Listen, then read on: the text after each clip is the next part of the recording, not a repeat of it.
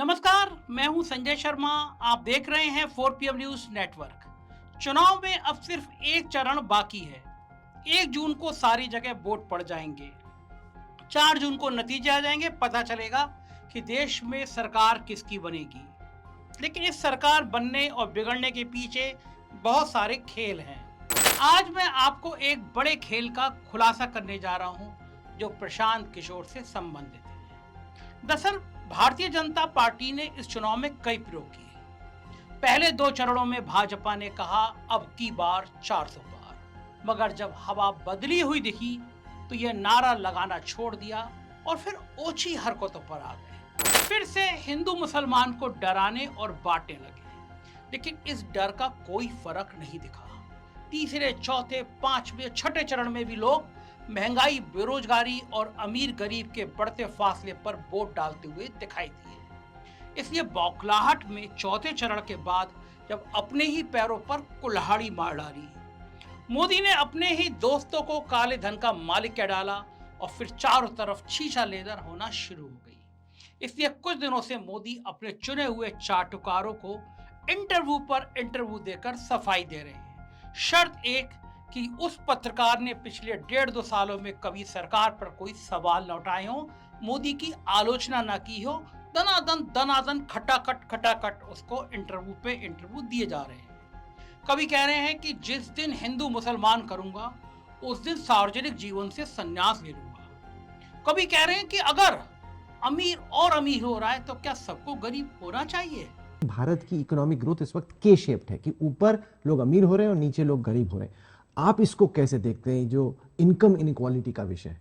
तो क्या सबके सब गरीब होने चाहिए? नहीं। इस तरह के हल्के और अनपढ़ जवाबों से हालात और खराब कर दिए, हालत और पतली कर रखी है भाजपा ने अपनी। किसी भी बुजुर्ग का सम्मान होना चाहिए, मगर लोगों का गुस्सा इस कदर है, कोई इनके नेताओं को मेट्रो तक में अपनी कुर्सी देने को तैयार नहीं है।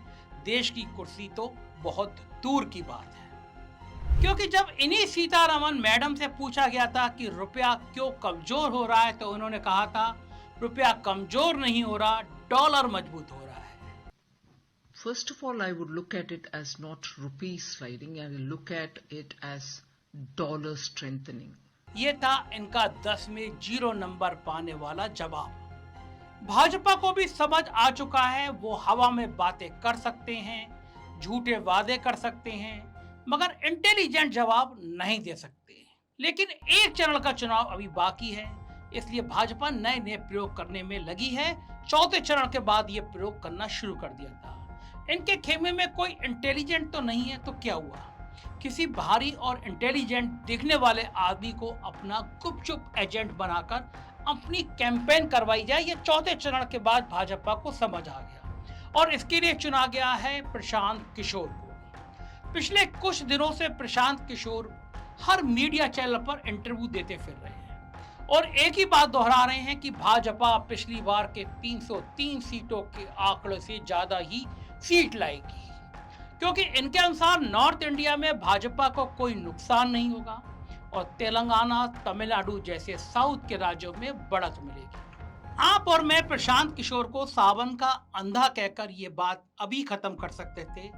ना इनको मोदी की बौखलाहट दिख रही है, ना ही गोदी मीडिया की हड़बड़ाहट दिख रही है।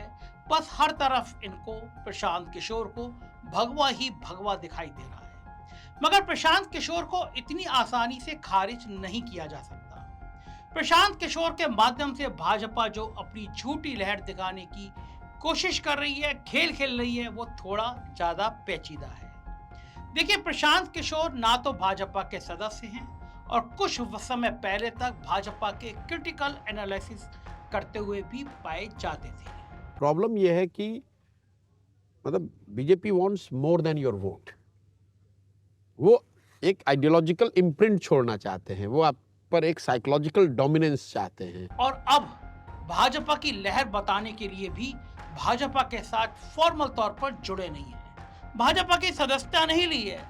दावा कर रहे थे कि एक इंडिपेंडेंट और एक्सपर्ट विश्लेषक की तरह ये बात बोल रहे हैं। पहले प्रशांत किशोर को थोड़ा जान लेते हैं। प्रशांत किशोर और इनकी बनाई हुई संस्था आईपैक पहली बार 2014 के चुनाव से सुर्खियों में आई थी, जब भाजपा इनकी क्लाइंट थी और भाजपा चुनाव जीत गई थी। तब से आज तक ये अपनी एक पहचान बनाकर घूम रहे हैं, जिसके मुख्यतः 3 बिंदु हैं। सबसे पहला बिंदु, इनका दावा है कि यह भाजपा की विचारधारा के समर्थक बिल्कुल नहीं है, क्योंकि 2014 के बाद भाजपा के साथ काम नहीं किया है, बल्कि नीतीश के साथ मिलकर भाजपा को बिहार में 2015 में हराया, ममता बनर्जी के साथ मिलकर भाजपा को 2021 में बंगाल में हराया। फिर दूसरी बात, ये बोलते हुए पाए जाते हैं कि किसी भी पार्टी के साथ ये जुड़े नहीं हैं और ना जुड़ेंगे। जन स्वराज के नाम से अपनी एक पार्टी बना रखी है।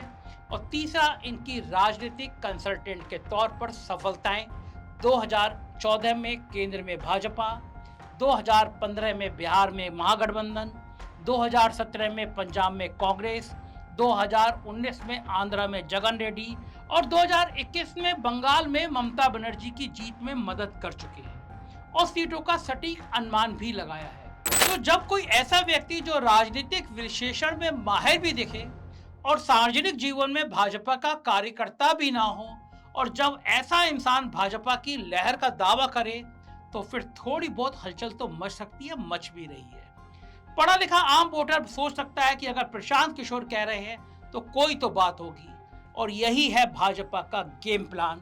झूठी और झूठी लहर फैलाने के लिए इंसान आउटसोर्स कर लिया, क्योंकि भाजपा में अपने नेताओं की आजकल कोई सुन नहीं रहा और जनता भी आजकल इनके नेताओं को सुन नहीं रही है।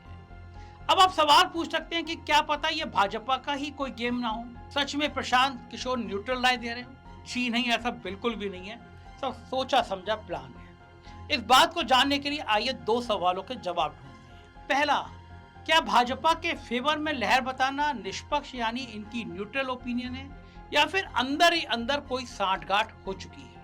दूसरा, क्या प्रशांत किशोर वाकई में सबसे बड़े एक्सपर्ट और इतने ज्यादा सटीक विश्लेषक हैं कि जो बोलते हैं हमेशा वही सच होता है?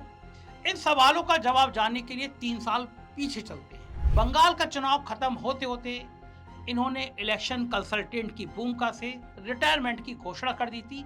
सबसे पहले एनडीटीवी पर इन्होंने ये बात कही। You're quitting the space of doing this election management or campaign strategy, whatever you call it. Yes. I have no desire to continue in this space any longer. ये साफ तौर पर कह रहे हैं कि इलेक्शन कंसल्टेंट का अपना काम छोड़ रहे हैं, और फिर ऐसा किया भी, संन्यास भी लिया और अपनी संस्था आईपैक को भी छोड़ दिया। और इसके बाद इन्होंने क्या किया, आइए हम इनके मुंह से ही सुनते हैं। 2 मई 2021 को आपके ही channel I remember that interview. NDTV पर मैंने कहा कि अब मैं ये काम नहीं करूंगा। I उसके remember. बाद 1 साल तक 2 मई 2021 से 2022 मई तक मैंने अपने लिए ये समय रखा सोचने विचारने का, सारे विकल्पों को जांचने परखने का कि मुझे जीवन में आगे क्या करना है। सब कुछ सोचने जांचने परखने के बाद मैंने ये तय किया कि मुझे बिहार आना है और ये नई व्यवस्था खड़ी करनी है। अब इसको करने में 2 बरस लगे, 20 बरस लगे, मैं करूंगा यही। कह रहे हैं चाहे 2 साल लगे, 20 साल लगे, बिहार बदलना है। मतलब फोकस बिहार है। बिहार में 2 अक्टूबर 2022 से लेकर 1 महीने पहले तक जन स्वराज पदयात्रा कर रहे थे। खुद माइक से इनके लोग महीनों से प्रशांत किशोर के पैदल चलने का बखान करते हैं। स्वराज अभियान के सूत्रधार आदरणीय प्रशांत किशोर जी पिछले 16 महीना से पैदल चलते हुए बिहार यात्रा करते हुए, यानी पिछले 2 सालों में इनका पूरा फोकस बिहार पर रहा है। उसके बाहर घूमे भी नहीं है। साथ ही टीम भी बदल गई है। अब जन स्वराज की पैदल यात्रा वाली टीम साथ है।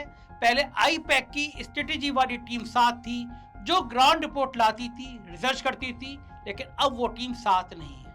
मतलब 2 बातें साफ है, ना तो अभी इनके पास सही विश्लेषण करने वाली टीम है, और ना ही पिछले कुछ समय से ये खुद बिहार के बाहर का माहौल देखने के लिए वक्त निकाल पाए हैं। लेकिन फिर भी भाजपा के फेवर में अनुमान लगा रहे हैं। बिना रिसर्च और ग्राउंड रिपोर्ट में इनका ये अनुमान निकालना कितना सही है, कितना गलत है, क्या वाकई सही है, वाकई गलत है? मैं कहूँगा उतना ही गलत जितना उन्होंने पिछले 2 सालों में पहले भी 2 बार गलत अनुमान लगाए हैं। पिछले 2 सालों के 2 उदाहरण को मैं आपको सामने रखता हूँ।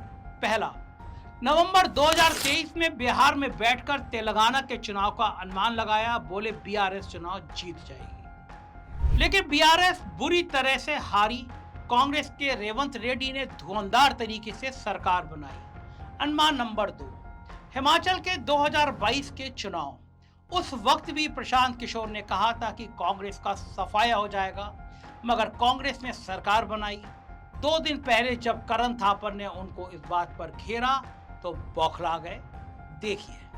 You predicted that Congress would be routed in Himachal. It won. In September Did I? 2023, yes, Did I? you're on record. Wait, where? You're on record. We've got it. No, but this is your last time also. You are always trying to create a hypothesis and trying to put it on the guest It's side. no, I'm not creating a hypothesis. It was Show in me, the- show me a video, Karan. Now it's because you have said it something. Yes, absolutely. You are not dealing with some spokesperson of a party. If you show me a video of me telling that Congress will be routed in Himachal, a video.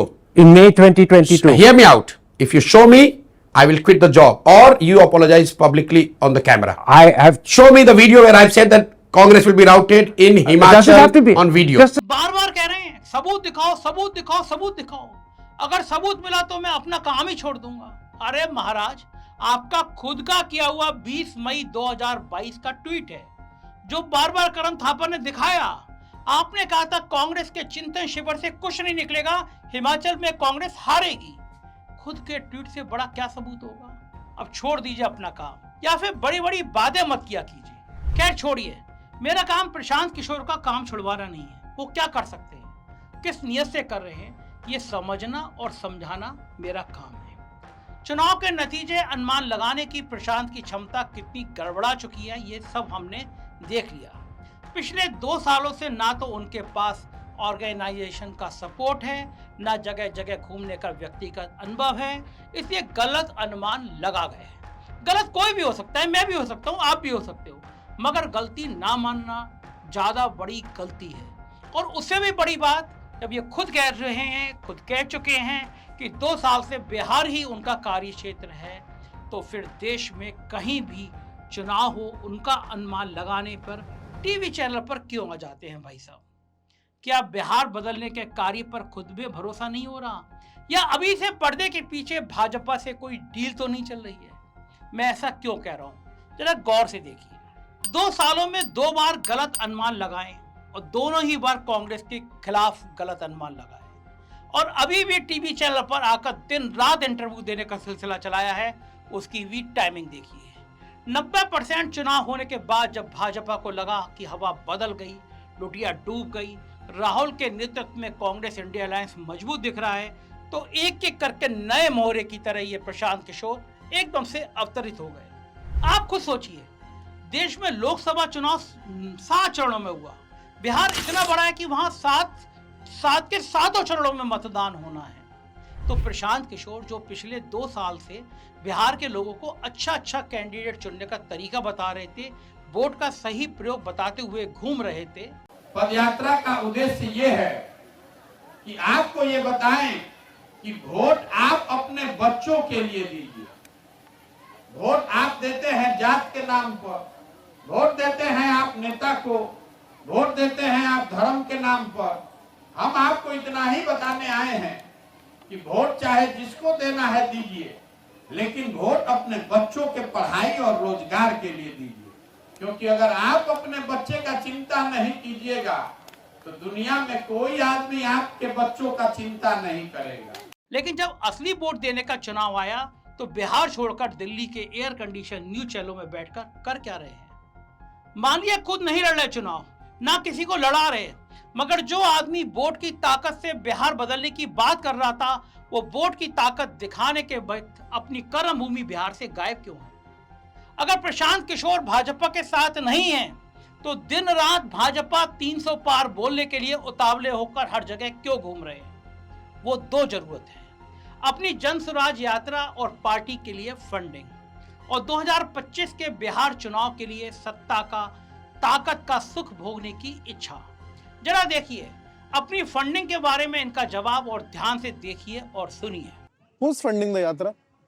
यात्रा is पूरा जो अभियान है, it's funded by people who have been helped by me in last 10 years when I was doing it as a profession. Okay.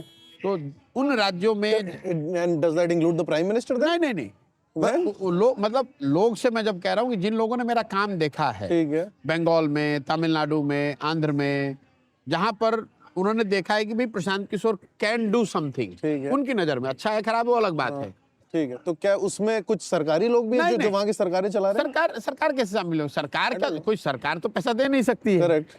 अगर आप individual हो, आप industrialist हो आंध्र प्रदेश में, आपने मेरा काम देखा है, या आप वहाँ एमपी बन गए हैं मेरी मदद से, या आपकी एमपी बनने में हमने मदद की है, जिन लोगों की मदद की है जिनकी मदद की वो मदद कर रहे हैं। सोशल कैपिटल यूज आ रही है। पहले कह रहे हैं कि 10 साल में जिनको मेरे काम से मदद मिली वो पैसे दे रहे हैं, लेकिन जब पूछा गया कि क्या सरकार और प्रधानमंत्री भी मदद कर रहे हैं, मदद तो उनकी भी की थी, तो वो टाल गए।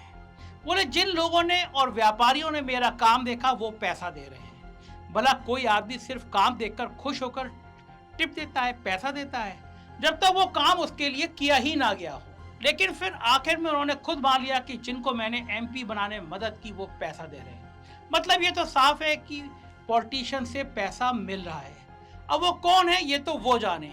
इंडिया अलायंस के नेता तो नहीं होंगे, क्योंकि अगर होते तो उनके अगेंस्ट और भाजपा के फेवर में दिन रात अनुमान नहीं लगा रहे होते, और अनुमान भी ऐसा जिसके लिए ना तो इनके पास रिसर्च है और ना पिछले 2-3 सालों में देश में घूमने का अनुभव, जैसे मैंने आपको बताया। दूसरी तरफ कुछ सम्मानित पोल एक्सपर्ट अपना पूरा अनुभव दांव पर लगाकर देखिए क्या दावा कर रहे हैं। अपने 35 साल के तजुर्बे के आधार पे मैं पक्के तौर पे कहने को तैयार हूँ कि बीजेपी की 272 सीट कतई नहीं आ रही। बीजेपी को कम से कम 50 सीट का नुकसान मुझे तो दिखाई दे रहा है। चलिए एक्सपर्ट को छोड़िए, आम जनता को देखिए। मोदी जी ने अपने चैनल पर अपना ही हाल का एक इंटरव्यू अपलोड किया है।